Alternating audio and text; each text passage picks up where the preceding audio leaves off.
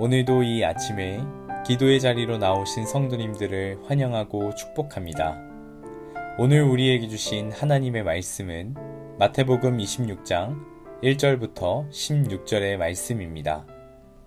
예수께서 이 말씀을 다 마치시고 제자들에게 이르시되 너희가 아는 바와 같이 이틀이 지나면 유월절이라 인자가 십자가에 못 박히기 위하여 팔리리라 하시더라. 그때에 대제사장들과 백성의 장로들이 가야바라 하는 대제사장의 관정에 모여 예수를 흉계로 잡아 죽이려고 의논하되 말하기를 밀란이 일어날까 하노니 명절에는 하지 말자 하더라. 예수께서 베다니 나병 환자 시몬의 집에 계실 때에 한 여자가 매우 귀한 향유 한 옥합을 가지고 나와서 식사하시는 예수의 머리에 부으니 제자들이 보고 분개하여 이르되 무슨 의도로 이것을 허비하느냐? 이것을 비싼 값에 팔아 가난한 자들에게 줄 수 있었겠도다 하거늘 예수께서 아시고 그들에게 이르시되 너희가 어찌하여 이 여자를 괴롭게 하느냐? 그가 내게 좋은 일을 하였느니라. 가난한 자들은 항상 너희와 함께 있거니와 나는 항상 함께 있지 아니하리라. 이 여자가 내 몸에 이 향유를 부은 것은 내 장례를 위하여 함이니라. 내가 진실로 너희에게 이르노니 온 천하에 어디서든지 이 복음이 전파되는 곳에는 이 여자가 행한 일도 말하여 그를 기억하리라 하시니라. 그때에 12 중에 하나인 가롯 유다라 하는 자가 대제사장들에게 가서 말하되 내가 예수를 너희에게 넘겨주리니 얼마나 주려느냐 하니 그들이 은 30을 달아 주거늘 그가 그때부터 예수를 넘겨줄 기회를 찾더라. 아멘. 오늘날 우리가 예수님을 믿게 된 것은 정말 기적이라고 할 수 있을 것입니다. 예수님이랑 전혀 상관없는 이 동토의 땅에 주님의 마음을 품고 낯선 땅에 찾아온 수많은 사람들의 헌신과 또 희생과 또 그 피 위에 한국교회가 세워졌습니다. 한국교회사 안에서 제가 제 개인적으로 충격적이었던 인물은 제너럴 셔먼호에 탑승해서 이 조선 땅에 선교를 하러 왔던 이 토마스 선교사라고 하는 분이었습니다. 토마스 선교사는 조선 땅에서 어떤 눈에 띄는 대단한 선교를 행하지는 못했습니다. 그는 조선 땅에 상륙하자마자 사람들에게 죽임을 당했기 때문입니다. 처음 이 토마스 선교사에 대해서 알고 나니 이 얼마나 허무한 일인가 하는 생각이 들었습니다. 선교를 하는 것이 마음으로만은 되지 않기 때문에 아마 정말 많은 준비를 하고 오랜 시간을 써서 이 조선 땅에 왔을 텐데 채 무언가 해보기도 전에 죽임을 당했다라는 것이 참 허무하고 이 생명이 얼마나 아까운가라고 하는 생각이 들었습니다. 하나님께서는 이 영혼을 그저 허비하고 낭비하신 것은 아닌가 하는 생각을 했던 적이 있습니다. 시간이 조금 흘러서야 그게 아니라는 것을 알게 되었습니다. 이 선교사들이 흘린 피 위에 생명이 싹 틔워졌고 또 그것이 우리에게 열매로 다가오게 되는 이 생명의 역사가 일어났다는 것을 알 수 있었습니다. 결코 헛된 것이 아니었고 결코 낭비가 아니었습니다.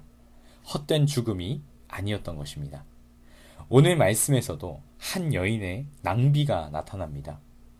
이제 예수님께서 유월절 어린 양으로서 십자가의 고난과 죽음의 때가 이제 얼마 남지 않았습니다.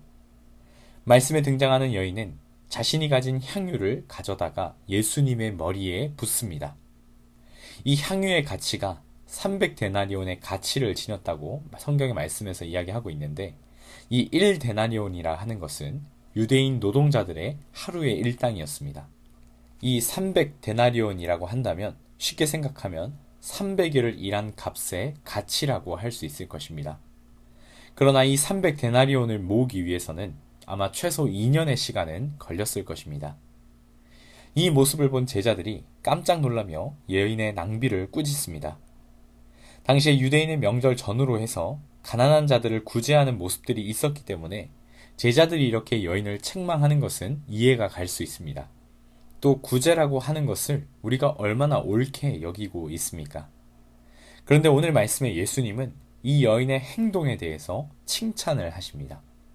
이 여인이 예수님께 좋은 일을 하였다라고 말씀하시는 것입니다. 예수님의 말씀은 구제보다 향유를 붓는 것이 더 좋은 일이다. 더 높은 가치가 있는 일이다 라고 말씀하시는 것 같습니다. 왜 이 여인이 한 행동이 사람을 구제하는 것보다 더 가치 있는 일인가 하냐면 12절 말씀에서 보는 것처럼 여인이 한 행동은 예수님의 장례를 준비하는 것이기 때문입니다. 즉, 이 여인이 한 행동은 단순히 예수님께 잘 대접하는 것이 아니라 하나님의 창세 전부터의 계획되어진 그 계획, 예수 그리스도께서 유월절 어린 양으로서 우리의 모든 죄를 대신 짊어지시고 모든 생명을 살리는 그 일에 이 여인이 동참했다라는 것을 보여주는 것입니다. 그것이 예수님의 장례를 준비하는 일이었습니다. 여기선 두 가지의 서로 다른 시선이 느껴집니다. 여인은 예수님을 사랑함으로써 자신이 가지고 있는 가장 좋은 것을 드렸습니다. 나를 구원하여 주시고 가장 존귀하신 분께 나의 가장 귀한 것을 드리는 것은 어쩌면 당연하죠. 그런데 제자들의 눈에는 그것이 낭비로 보였던 것입니다. 예수님을 바라보던 시선이 서로 달랐던 것이죠. 예수님을 그저 우리의 욕망과 바램을 이루어줄 메시아로만 생각했던 것입니다. 이런 제자들의 모습은 예수님이 십자가에 달리셨을 때 그들의 민낯이 드러났습니다. 자신의 욕망과 바램을 채워주지 않는 것은 낭비이고 헛수고로 보았던 것이죠. 세상의 관점에서 낭비로 비춰지는 우리의 많은 모습들이 있습니다. 우리가 주일날 주일 성수를 지키고 11조를 하고 교회를 세우는 봉사를 하고 또 방학 때가 되면 휴가까지 써가면서 수련회에 참여하고 성경학교에 봉사하고 하는 그런 모든 일들을 세상이 보기에는 낭비이고 허비로서 보여질 수 있습니다. 그저 그 시간에 낮잠이나 더 자고 자기 개발을 더 하면 더 잘 먹고 잘 살 수 있을 것이다 라고 얘기합니다. 그러나 주님을 따라가는 그 길에 나의 대가를 지불하는 낭비가 필요합니다. 나의 생명을 구원하여 주신 분께 우리가 썩은 고기를 드리고 흠이 있는 제물을 드리는 것이 우리가 옳은 일은 아니지 않겠습니까? 우리가 예수님의 십자가의 죽으심을 믿고 감사하며 살아간다 하면서 나의 모든 것이 주님의 것입니다 고백하면서 정작 내 시간과 재화를 나만을 위해서만 사용하고 하나님께 드리기를 어려워한다면 그 모습이 이상하지 않겠습니까? 또 무엇이 우선되어야 하는지 우리는 생각해야 합니다. 제자들이 말하는 것은 분명히 옳은 일입니다. 가난한 자와 약자를 돌보는 일은 그리스도를 따라가는 우리라면 외면해서는 안 됩니다. 그러나 예수님을 따라가는 그 길 위에서 우리는 가난한 자와 약자들과 함께 하는 것입니다. 교회는 단순히 착한 일만을 하는 곳이 아닙니다. 착한 일이라면 교회가 아니라고 해도 약자들을 돌보고 구제하는 것이 중요하다라는 것을 세상도 다 알고 있습니다. 다른 종교에서도 구제가 중요하다고 말합니다. 그렇다면 무엇이 우선되어야 하는가 한다면 생명을 구하고 영혼을 살리는 그 일에 우리는 옳은 가치 기준을 두어야 할 것입니다. 그것에 따라오는 것이 구제가 되는 것입니다.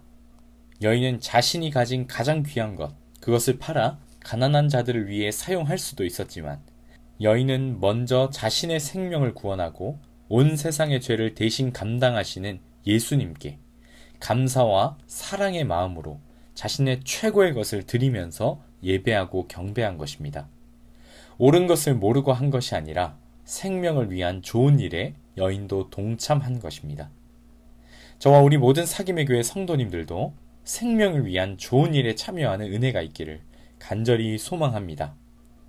이 시간 말씀을 기억하며 기도할 때 오늘 말씀에서 등장하는 이 한 여인처럼 나를 구원하신 예수님께 좋은 일에 동참하고 기꺼이 나의 최고의 것을 드릴 수 있도록 감사와 사랑이 넘쳐나게 되기를 구하면서 이 시간 함께 기도하셨으면 좋겠고요.